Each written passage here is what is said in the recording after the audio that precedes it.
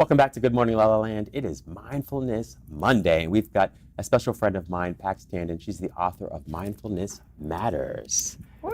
Welcome to the show, Pax. We love the cover of your book. Thank you. It's so Yeah, bad. it looks like a dream.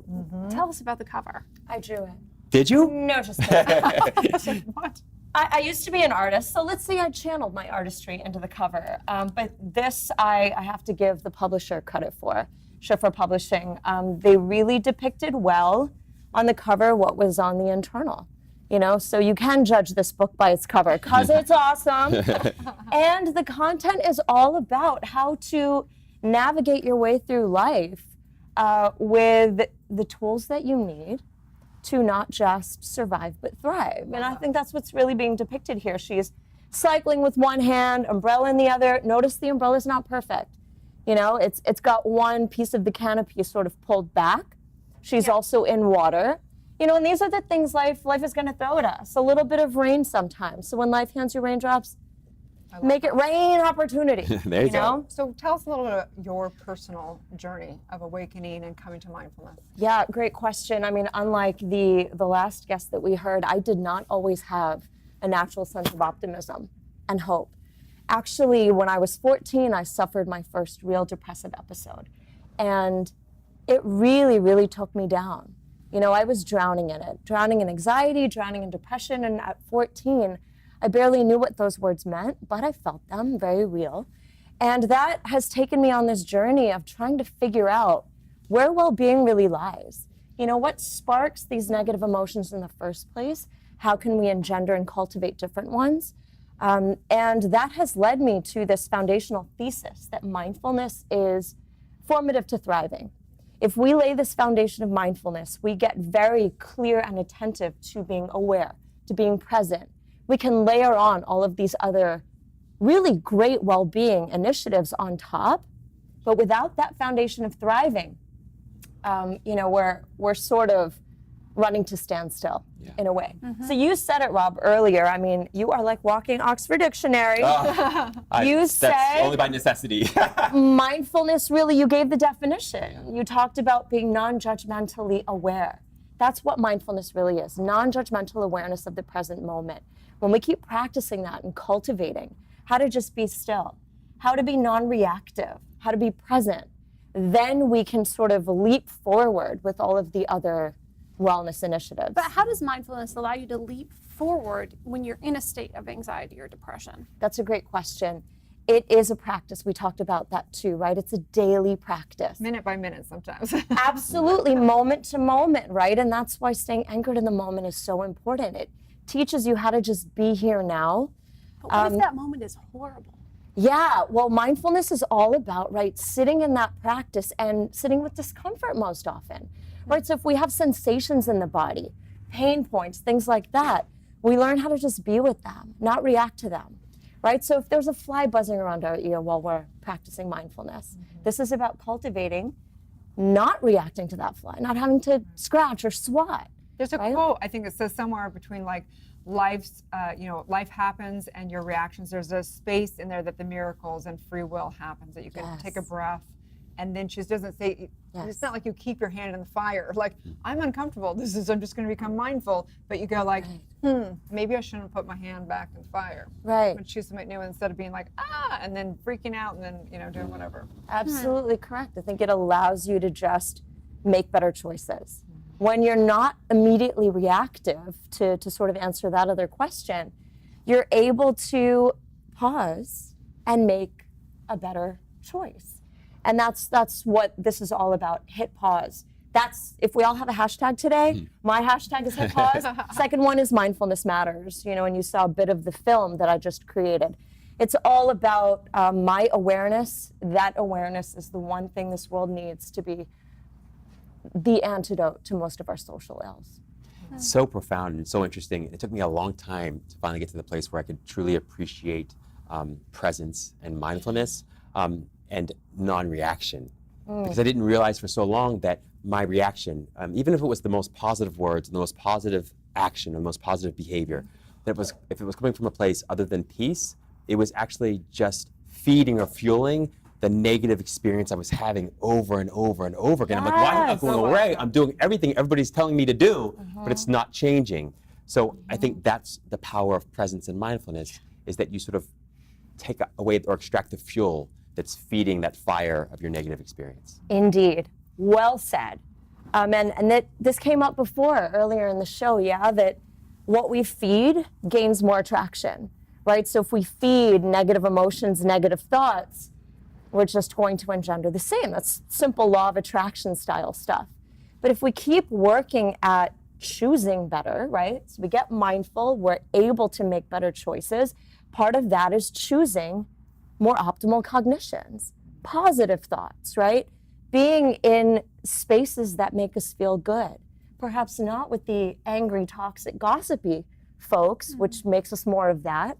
Rather, we choose, which isn't always easy, right? It's not always easy cutting out the energies that don't serve us in the highest. It's not always easy letting go of perhaps family and friends, right? On Instagram and Facebook, super easy. In real life, no. I just hit a button on social media platforms. And that's, I think, well said. Part of what's happening with our young people is that they're getting way too adept with just disengaging, pushing a button, and not actually looking in someone's eyes and having a communication. Right. So tell us, these truths are truths that have been around forever, right? These truths are self-evident. But what is it? Is it your personal stories? What is it that someone would get out of this book that's not going to be and say, like, the power of now, or be here now, or any of these things that are teaching these distinctions in so many different ways? That is a great question. Thank you for asking it, because that is a distinguishing factor of the words I've written. Almost a third of the book are my own personal stories. I have just a little storybook icon to lead you into story time with Pax is coming. And then you know that there's going to be a story that really highlights and underscores what you've just read and really puts it into human perspective. I've lived it. So there's a trustworthy tone in the book because I've lived all of these experiences and worked my way through them too. It has been a well-being journey. And Rob knows this and can speak to this too. We find our way to these positive forces mostly because we're seeking something that's missing, right? Yeah. And my hope with these words is that I've been on such a powerful and fraught at times well-being journey, getting yoga certified, getting this degree in positive psychology, past life regression therapy certified. I've walked through the fire of ayahuasca in Peru, and did these things that are really sort of walking on fire, if you will, sometimes, to get to a place of what is well-being? How can we really cultivate it?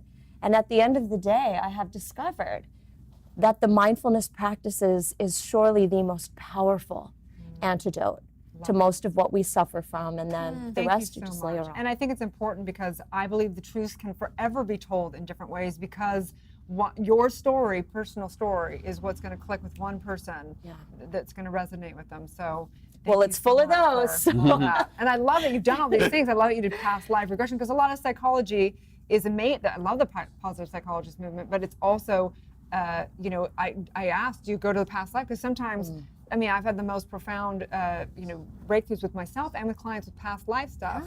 And so I'm so glad that you've done all those. Tell us a little bit about what that means for people.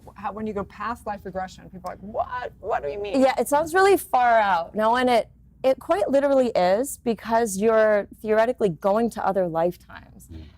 So what this looked like for me was doing a week-long training with Dr. Brian Weiss, who's sort of the master of past life regression therapy. And over the course of the week, I got to train with him. And at first, the first couple of days, I wasn't going anywhere. I was just basically meditating, and it was a really expensive journey into meditation. However, ultimately, about 48 hours in or so, something unlocked. And what that was me just being able to quiet my left brain chatter, which was saying, this is hokey. I heard my dad's voice in my head, like, this is hogwash. and started to let that go and just be with the experience. And then all of a sudden, this regression was going back to day one of birth. It's wild, because we think that babies can't see, hear, receive, in any mature way. They're getting it all, right? That energy just translates differently. So I went back there day one and experienced everything that my mom was experiencing as she birthed me. And a part of that was feeling into her deep sadness and loneliness and depression. And as a result of that, I just started to put pieces of the puzzle together around why I had this insecure attachment style growing up. I would attach unhealthily to friends, to boyfriends, whoever it was. Girl, I can totally relate Can to you this. relate? Are you kidding me? No, yeah. I think a lot of us can relate. And this really helped me understand my energetic process. And when I understood what happened that first day, you know, my mother was a new immigrant to this country, desperately lonely. She knew no one except her new husband, my father. And that was translating in my energy to the way I related to other people. I could let it go. And now the relationships I cultivate are so balanced. It's astounding that I was even living that way before. You know, it has been formative in my life in the way that I relate to other people. Thank you so much for sharing that. And it is interesting, the past life, how much it impacts this life more than even this life. You know, it's so important. So thank you for coming out of the closet with that, as I say. You are always willing to come out of the closet. Because it's not always a comfortable thing, and a lot of people do this work, but they don't know where they can actually talk about it or not. And so Reveal to heal. Reveal to heal. You know, and that's all in there too. It's my personal experiences around this whole journey, take it or leave it kind of thing, right? There's so much science in the book as well that you may not be able to receive this past life regression therapy thing, although I think this will open doors to folks who abide by science and therefore can make a leap into the spiritual. For sure. I am definitely one of those cats who loves folks who are hardcore scientists and have found their way to the spiritual through this back door, yeah? So where can people find you? Amazon.com, BarnesandNoble.com. I mean, it's a .com world, yeah, so I think your best access point is going to be online. However, my website is PaxTandon.com, so you can go there, get more info on me, get info on the book, and of course, at Pax Tandon on Instagram, Facebook, all that good social. Thank you so much for all your It was a pleasure. Yes. Thank you so much for having me. Mindfulness matters. Stay tuned. We'll be back with more on Good Morning La La Land.